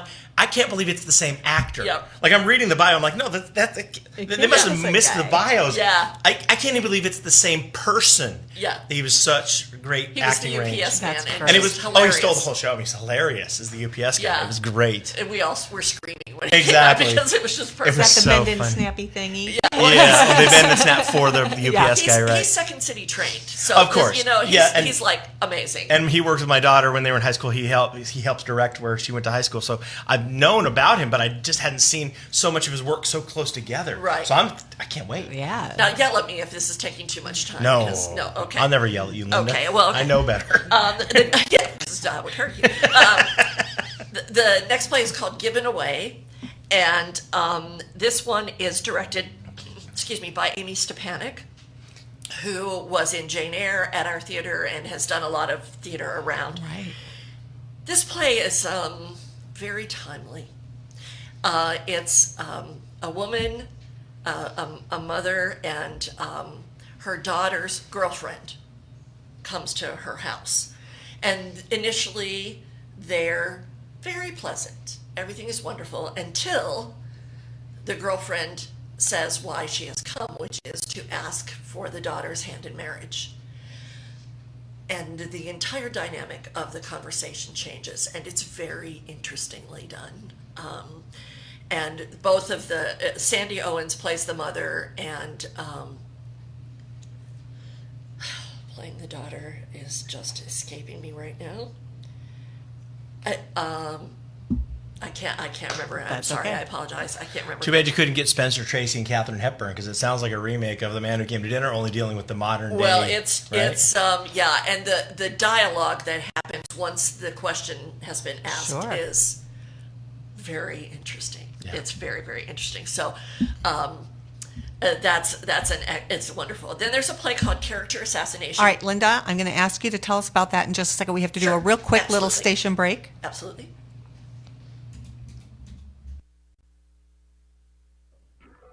You are listening to The Bill and Callie Show on WVLP LP 103.1 FM and streaming live at WVLP.org or on your TuneIn app. We are broadcasting live from the historic 1 Center Street building in beautiful Valparaiso, Indiana. The Bill and Callie Show is underwritten by Bill Moran and Callie Rosala. Now, here are your hosts, Bill and Callie.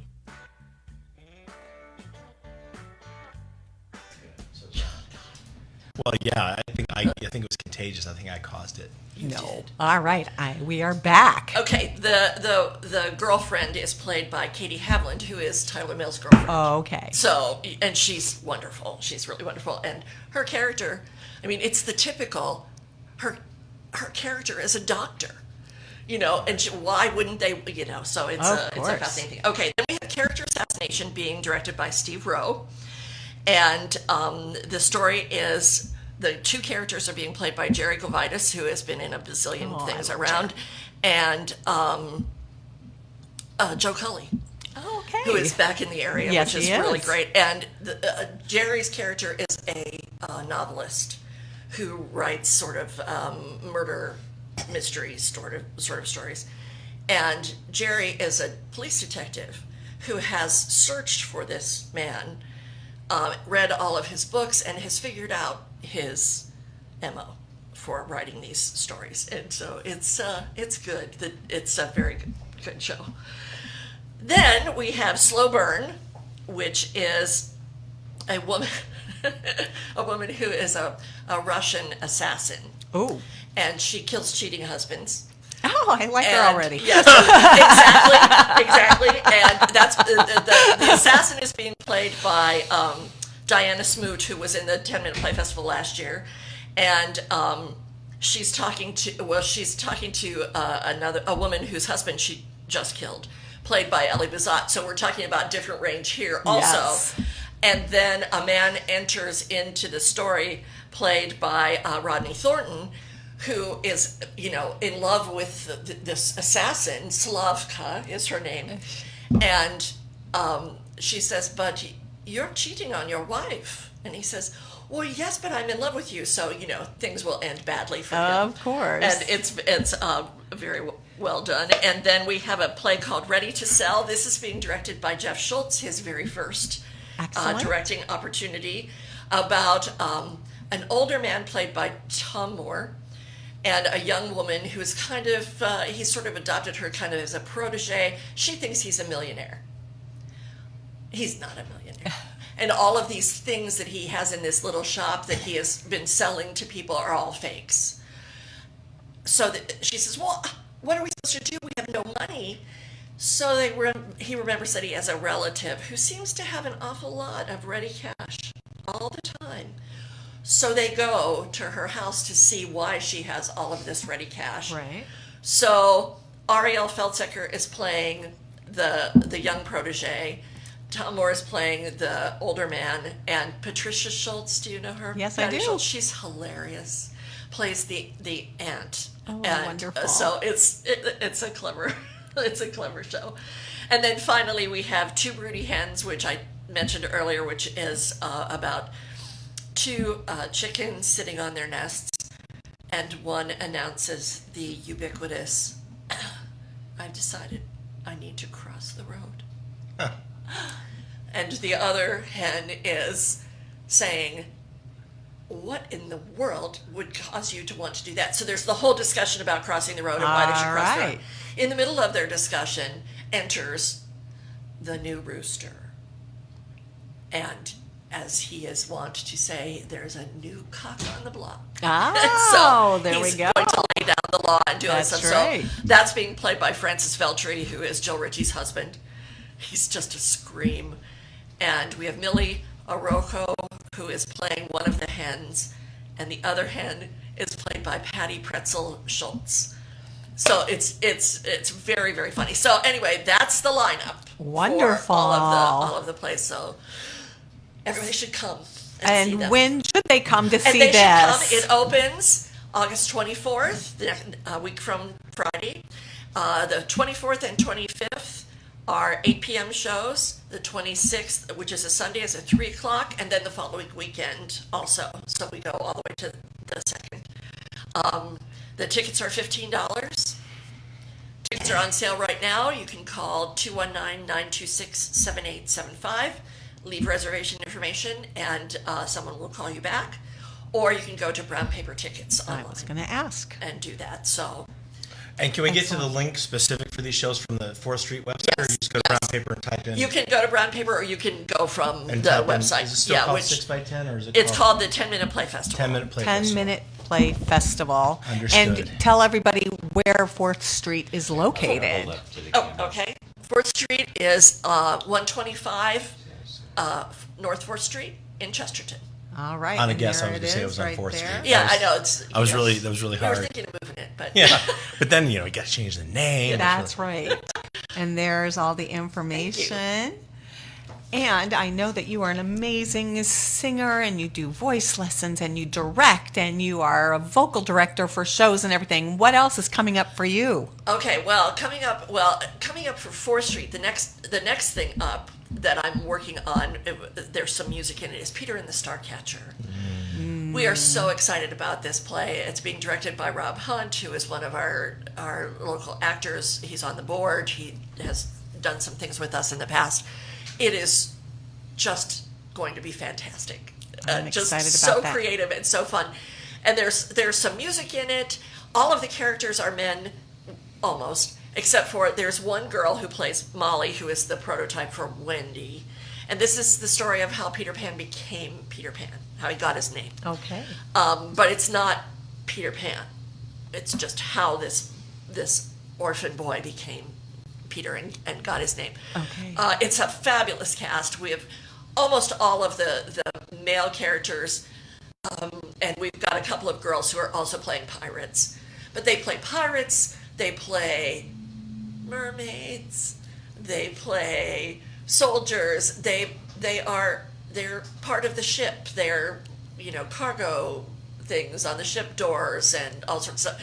And it's one of those things where if you said, "Hi, I have a barn, let's do a show," that's what this is meant to be, because all of it is meant to be able to be done with things you could find in your house. It's all very Andy Rooney, Judy Garland. Exactly. Let's put on a show. Yeah, exactly. I mean, it's they are decorating and making things with kitchen utensils and umbrellas. It's like you're breaking into the kids' imaginations. Exactly. I love that's that. perfect. Exactly, and it will be a feast for the eyes to see this show. And Oh, hopefully it's- I'll get to have somebody from that on Yeah. the show coming Well, up. it sounds like I and think my daughter, one of her best friends, is playing Peter. Isn't that?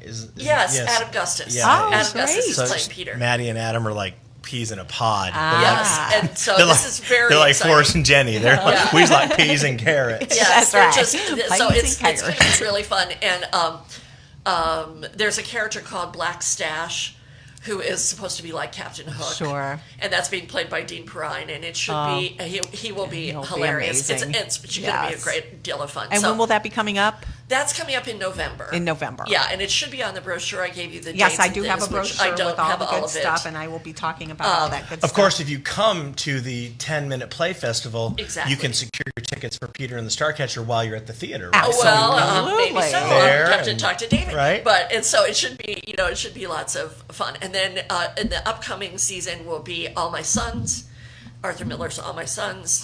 Wow. That is being directed by Steve Rowe. We're doing the musical that we're doing this year is The Bridges of Madison County. Oh, wonderful. The music is just astonishing. It's Jason Robert Brown, and it's just gorgeous. So we're very excited about that. Then the 6th annual 10-minute play festival will be after that, and then I am directing the play John Patrick Shanley's outside Mullingar, Oh, wow. which is an Irish play. So Yes. it will be fun. I'll have to put on my Irish accent, see if I can work Or that just into dance my without schedule. moving your arms. Well, it's a That's four-character. really It's a key. four-character play. It's a four-character play. Dance like a Muppet, and then you can be Irish. Yeah, well, I could do that, but Right? so anyway, we've got lots of stuff coming up. Yeah, you do. That's Yeah. great. Yeah. I can't thank you two enough for coming and being my first guest. Well, we're so son. excited. Yeah. Yeah, absolutely excited to be here, and it's a lot of fun. I think hopefully people are recognizing what great community theater we have all across Absolutely. the region and the immense amount of talent Yes. that we have I'm in this getting ready region. to actually Oh, you're go gonna through, go through? all of the different theaters Well, we have that are a part of NEDIF. And I am Fabulous. not going to stop you. Yeah, exactly. Yeah. Exactly. because that's the thing I think a lot of people think for good theater they have to go to Chicago or South Bend or Indianapolis, and We have so much amazing theater right here of equal quality. And you don't have to worry extraordinary about talent. the parking Extraordinary. and all the other, the long drives and all that other stuff. And And the ticket prices. I mean, you Oh, want to go into Chicago, yeah. never mind. What you pay for a ticket in Northwest Indiana Community Theater is what you would pay to park Right. in Oh. Chicago. And Or I'm not down on less. Chicago. We Or love less. going up Oh, there. yeah, but- sure. And again, obviously, when you're dealing with bigger budgets and professionals, there's aspects, there's things they can do with technical side that you can't do in a community theater. But I Sure. think that the performances are just outstanding. out here. Absolutely. Yeah, It's yeah. so exciting. It is so exciting, and I'm just good luck to thrilled. you. Well, thank you.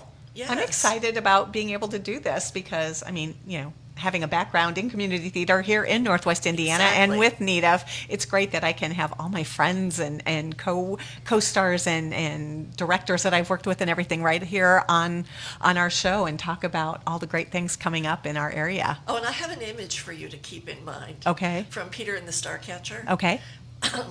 Donald Beck is in it. Now Oh. you have to picture him dressed as a mermaid.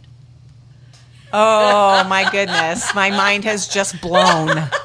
It'll be great. I It's love gonna be worth it Donald. just I've to see worked with that. him so many times, Yes. and he's directed me in many Yes. things, and I He's just adore a him. marvelous and actor, and he just, is. He's a it's great gonna be director, a crack up. great actor, and oh my gosh, Yeah. as a mermaid, Mermaid. I am gonna definitely have to see Yes, that. as the main mermaid. Ooh, even Yeah, better. It's just going to be a scream. All these guys dressed as mermaids. It's going to be. I am so super Yeah. excited now. If Yes, I we wanna wasn't see excited all of that. already. Who doesn't now want I'm to see cross-dressing fish, right? I mean, come on. Exactly. Exactly. And where else can you see those kinds of things except in You heard theater? it here first. That's right. That's right. That's true. right. Entirely right. He's Breaking gonna- news right Cross-dressing here. mermaids. That's right. Yes. On the Bill and Kelly Show.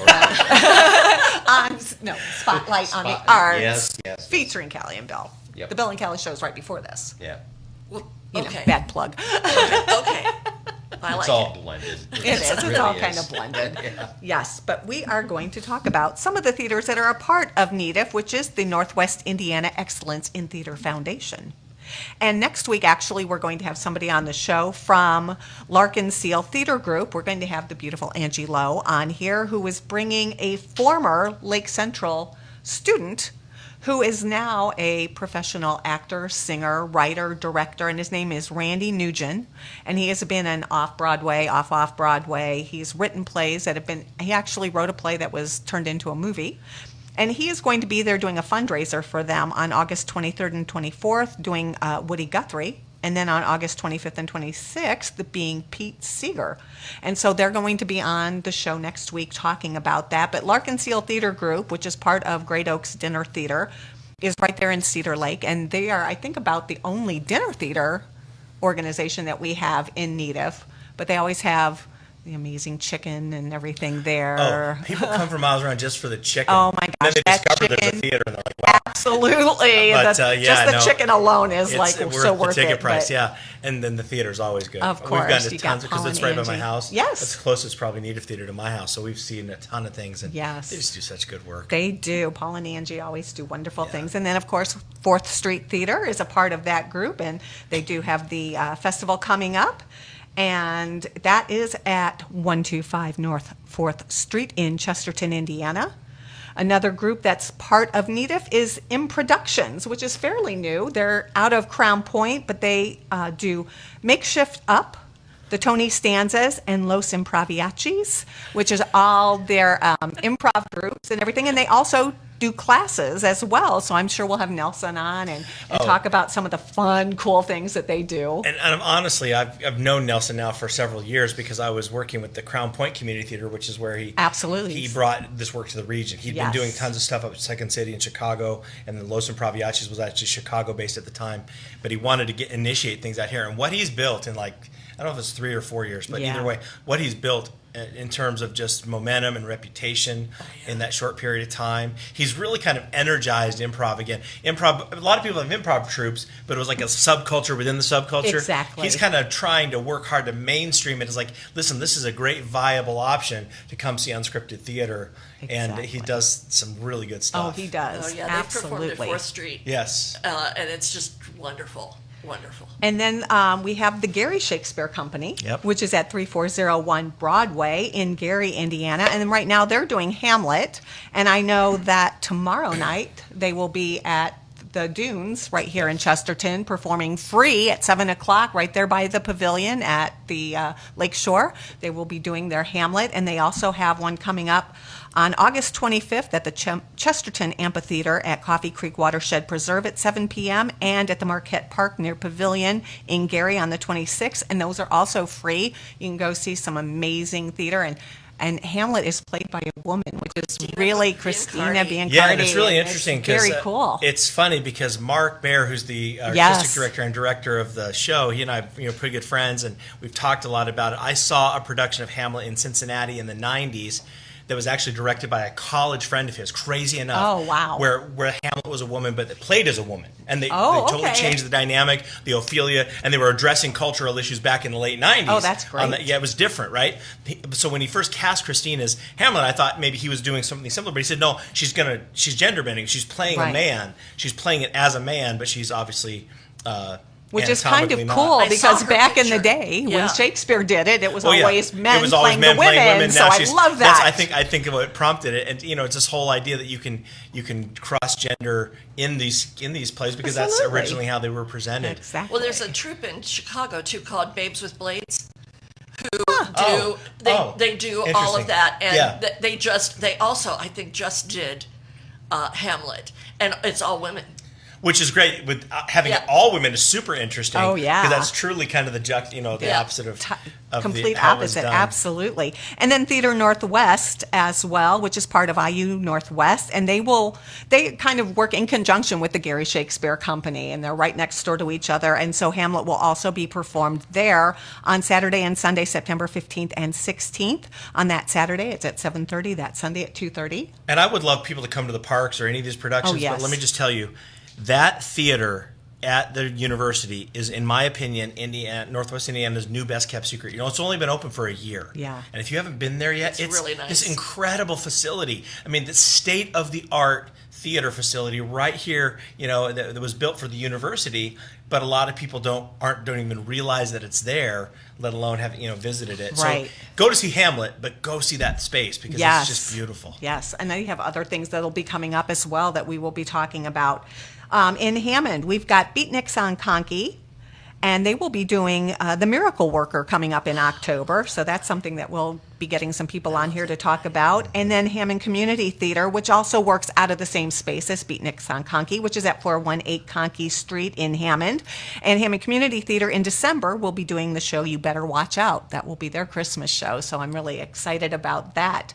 Genesius Guild, which does their shows out of First United Methodist Church at 6636 Homan Avenue in Hammond. And in September, they're doing The Man Who Came to Dinner. So that's going to be a lot of fun. I'm looking forward to having people on for that, too.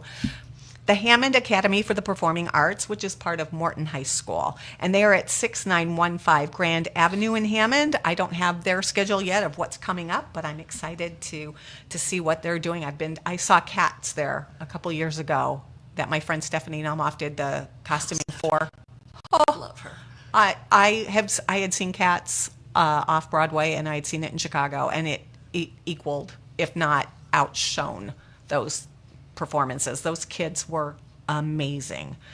We also have Highland Park's Performing Arts Group, which is always do their shows in the summer at Main Square Park Gazebo. They just did Sleeping Beauty the musical. Our friend April Vargas was the director, and that was phenomenal as well. And another one of those things, it's free.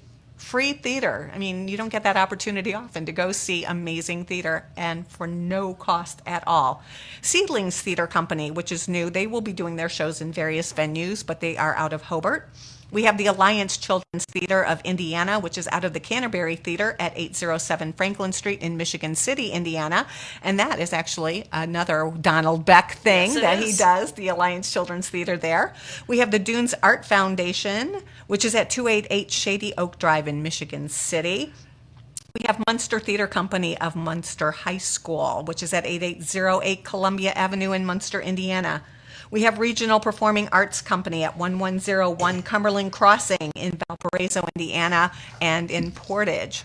We have the beautiful Chicago Street Theater that we talked about at 154 West Chicago Street here in Valpo. That's right, baby.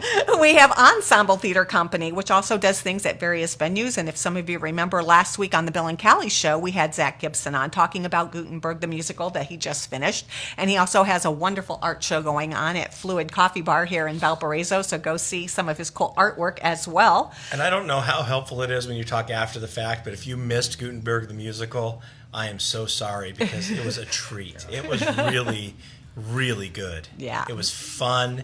It was one of those deals where, Act 1 was like an hour, like most Act 1s. And I looked at my watch when it was ending. I'm like, we can only be 15 minutes in. There's no way this act is over already. That just was so fun. It just went so quick, Yeah, and it was fun. awesome. It was fun. We have Memorial Opera House, of course, at 104 East Indiana Avenue here in Valparaiso, and they've got Sweeney Todd coming up in September. I know they just had the auditions for that, so I'm looking forward to a good.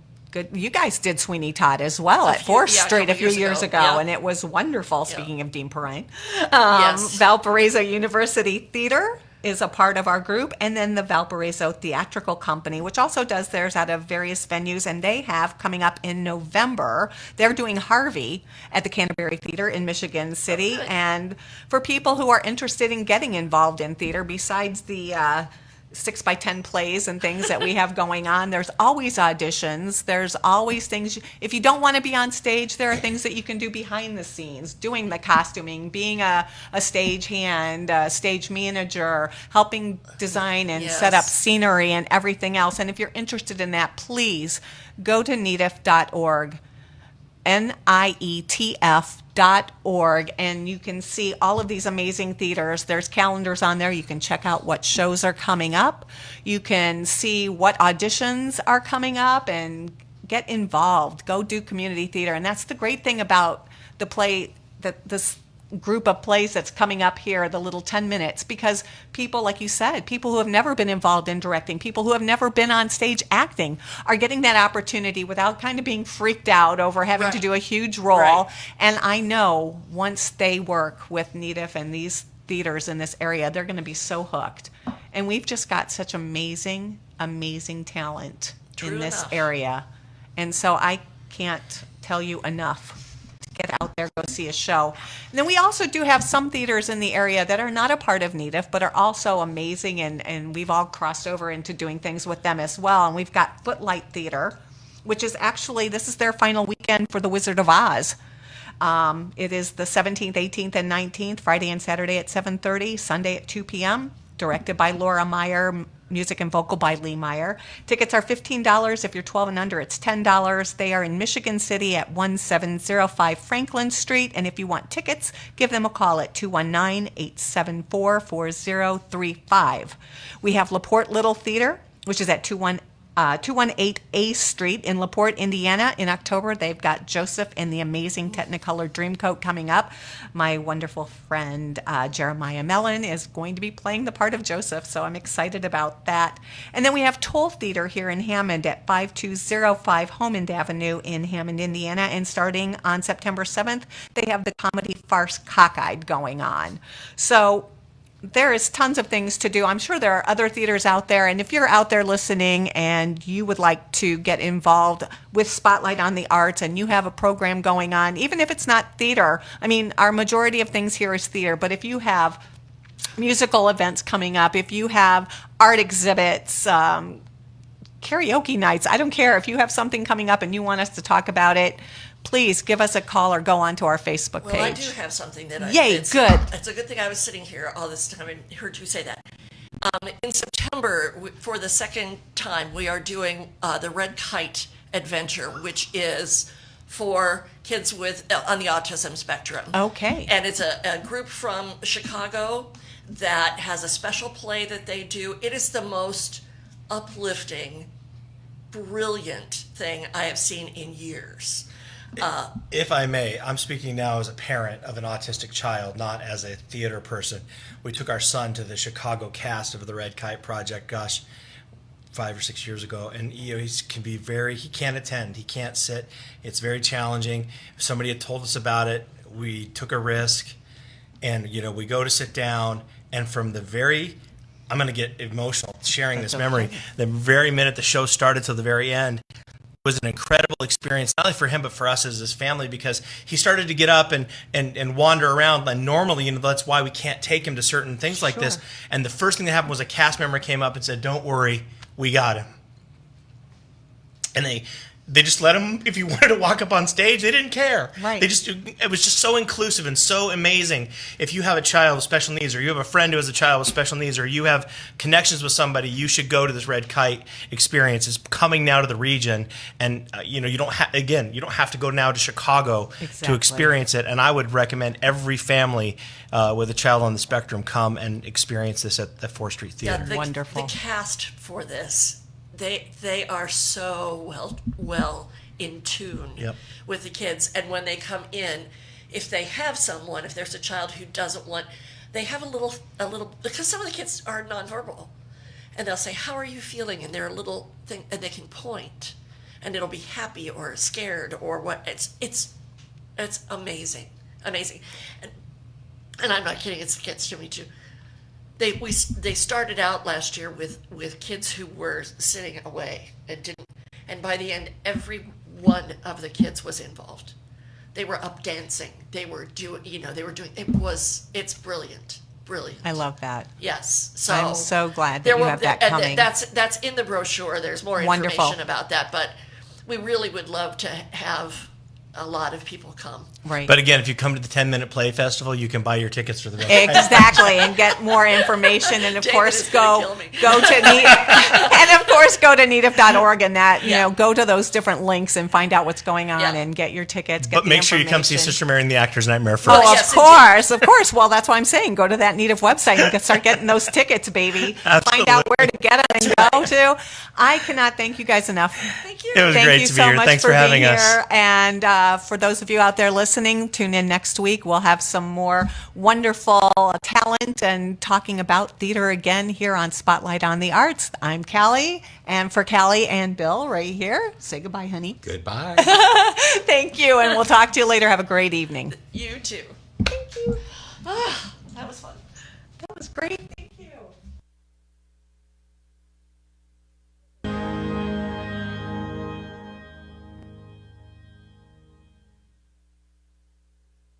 You found 103.1 WVLP LP